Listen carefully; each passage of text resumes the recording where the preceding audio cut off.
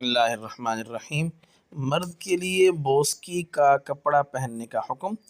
واضح رہے کہ ہر ایسا کپڑا جس کا تانا بانا دونوں ریشم کے ہوں، یا بانا ریشم کا ہو یا تانا بانا دونوں میں ریشم شامل ہو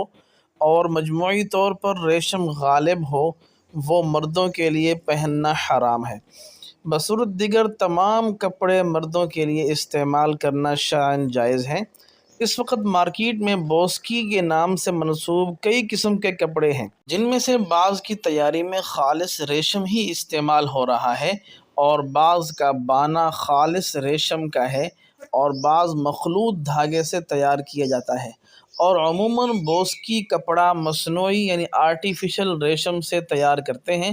اگرچہ اسے خالص ریشم سمجھا جاتا ہے، لہذا بوسکی کپڑے کو مطلقاً ریشم نہیں کہہ سکتے، مگر یہ کہ کسی